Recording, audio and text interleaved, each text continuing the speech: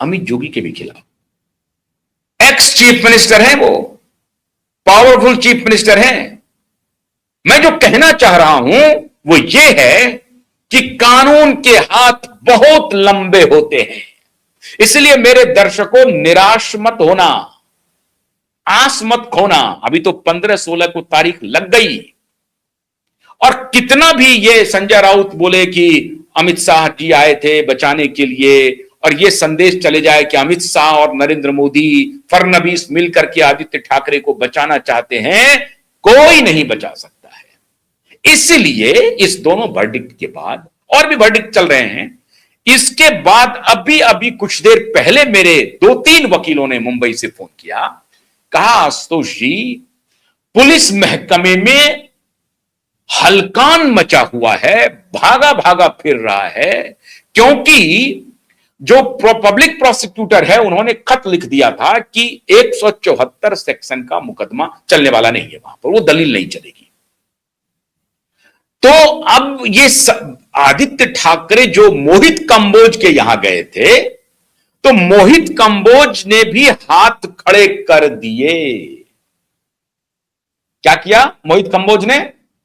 मोहित कंबोज ने कहा कि साहब मैं इसमें क्या करूं, ये तो जग विदित है, सब जानते हैं, फडणवीस साहब भी जानते हैं, मैं इसमें क्या कर सकता हूं, मैं तो छोटा आदमी हूं, है तो बड़ा आदमी लेकिन मैं छोटा आदमी हूं, इस केस में मैं क्या आपकी मदद कर सकता हूं। बात बन नहीं पा रही है, मोहित कंबोज फेल, फडणवीस ने भी हाथ खड़ा कर दिया है, ये जान लीजिए आप। हाथ खड़ा करना ही पड़ेगा और कोई चारा नहीं है। मैंने कहा ना आपको कि अदालत के पास भी कोई चारा नहीं है। तो ये जब जो वर्डिक्ट आने शुरू हुए हैं तो पुलिस वाले भाग रहे हैं, और सबसे ज्यादा अब डर सता रहा है शैलेंद्र नगरकर को और परमवीर सिंह को। मैं बार बार कह रहा हूं, शैलेंद्र नगरकर और परमवीर सिंह अब मारा मारा फिर रहा है, भागा भागा फिर रहा है। उसी ने जाकर के अपने आका को बोला होगा कि जाइए मोहित कंबोज के पास। मोहित कंबोज, अंदर की जो खबर है मेरे पास जो आई है, मोहित कंबोज ने हाथ खड़ा कर दिया। मोहित कंबोज ने हाथ कैसे खड़ा किया, अब सुनिए साहब। मोहित कंबोज ने कहा कि ये जो अशोक खराट का प्रकरण है, इसके बाद तो कुछ नहीं कर पाएंगे भाई साहब।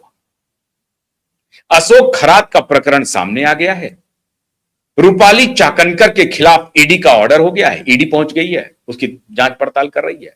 100 बैंक अकाउंट मिल रहे हैं, 100 बैंक अकाउंट। रूपाली चाकनकर अशोक खराट की ट्रस्ट की ट्रस्टी हैं। 300 महिलाओं के वीडियो हैं, अति गंभीर वीडियो हैं। तो वीडियो साक्ष्य मौजूद है। रूपाली चाकनकर अध्यक्षा थी महिला आयोग की, और सतीश साल्यान ने अब बड़ा खुलासा कर दिया है कि मुझे रोहन रॉय गाड़ी में बिठा करके किशोरी पेडनेकर के साथ, जो उस वक्त मुंबई की मेयर थी, मुझे रूपाली चाकनकर के ऑफिस ले जाया गया और 4 घंटे बिठा करके जो उन्होंने कहा लिखा हुआ लाया, उस पर मेरे से ब्लाइंड सिग्नेचर ले लिया। मैं पढ़ा भी नहीं कि उसमें क्या लिखा हुआ है। यह सतीश साल्यान का वर्डिक्ट स्टेटमेंट है, दिशा के पिता का, कि मैं पढ़ा भी नहीं कि उसमें क्या है। बस मुझे वो कहते रहे कि आपकी बेटी को जो बदनाम कर रहा है ना, आज से बदनामी बंद हो जाएगी, आप चिंता मत करिए, और ठाकरे साहब है ना, देख लेंगे। और ये भी वीडियो और ऑडियो प्रूफ की बात मेरे पास तक तो नहीं पहुंची है, लेकिन संभवतः किसी वकील के पास, हमारे टीम में किसी के पास शायद पहुंच गई है वो ऑडियो वीडियो का क्लिप भी, जिसमें रूपाली चाकनकर कह रही है आदित्य ठाकरे को, आप चिंता मत करिए, वो सब हो गया, मैंने साइन वाइन करवा लिया है, अब इसका वो राणे के खिलाफ हम केस ठोकने जा रहे हैं, और उनके अभी 24 घंटे के अंदर एफआईआर हो गया, 24 घंटे के अंदर। क्यों? महिला आयोग की अध्यक्ष ने आदेश दे दिया कि लड़की की बदनामी हो रही है, उनके परिवार की बदनामी हो रही है, ये बर्दाश्त हम नहीं करेंगे। ये 300 महिलाओं के साथ सेक्स रैकेट करवाने वाली ये फर्जी महिला आयोग की अध्यक्ष था, जो एनसीपी शरद पवार की नेत्री थी, अध्यक्ष थी, जिसको शरद पवार के कहने पे आदित्य ठाकरे ने, उद्धव ठाकरे ने महिला आयोग का अध्यक्ष बनाया। वो महिला कह रही है कि बदनामी हो रही है। अब 300 महिलाओं के वीडियो मिले हैं। तो धीरे धीरे रे मना, धीरे सब कुछ हो, पाप का घड़ा जब भरता है तो ठीक से फूटता है। 9 पुलिस वालों को कभी यह उम्मीद नहीं होगी कि सजाए मौत मिल जाएगी, और अमित जोगी को भी यह आशा नहीं होगी, क्योंकि हमारे पिताजी तो मुख्यमंत्री थे, कांग्रेस के इतने बड़े नेता थे। आजीवन कारावास की सजा हो जाएगी, मर्डर केस में आजीवन कारावास की सजा हो जाएगी। उम्मीद नहीं थी।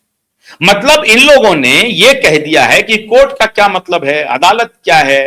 वो फोन से बाला साहब ठाकरे ने फोन कर दिया ना, जज साहब डर गए, जज साहब ने ऑर्डर कर दिया अमित शाह के खिलाफ कोई केस नहीं चलेगा। यह बतलाना चाह रहे हैं कि जज की कोई औकात नहीं है। जो औकात है बाला साहब ठाकरे की है, मोदी की है, अमित शाह की है, फडणवीस की है, राहुल गांधी की है, सोनिया गांधी की है। मैंने नेताओं की औकात है, जज की कोई औकात नहीं। अदालत क्या है, कुछ नहीं, वो तो खेत की मूली है। जज क्या है, उनके पैर की धूली है। यह संजय राउत कहना चाह रहा है। तो मैं संजय राउत को यह बताना चाह रहा हूं कि 9 पुलिस वालों से जाकर के पूछो, न्याय जिंदा है अभी। अमित जोगी से जाकर के पूछो, न्याय जिंदा है, न्यायालय जिंदा है, न्यायाधीश भी जिंदा है, उनकी आत्मा भी जिंदा है।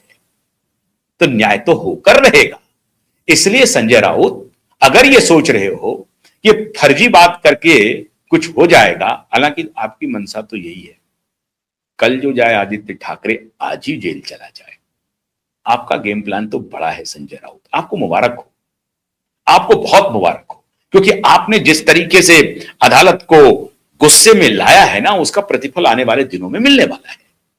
तो ये 9 पुलिस वालों को सजाए मौत, और उसके पहले भी देख लीजिए लगातार महाराष्ट्र में जो घटनाएं हो रही हैं मित्रों। 2011 का एक रेप केस था छोटी बच्चियों के साथ, उस पर डीजीपी, कमिश्नर, सबको आ गया है कि तुम्हारी वर्दी जाने वाली। एक्स डीजीपी के खिलाफ एक्शन हो रहा है, उनका तो पेंशन बंद हो जाएगा। एक्स डीजीपी के खिलाफ, जो रिटायर हो गए हैं पुलिस वाले, उनके खिलाफ एक्शन हो रहा है। तो कैसे कैसे खेल चल रहे हैं। और पूनावाला के भी खिलाफ मामला खुल गया है, जल्दी बताऊंगा।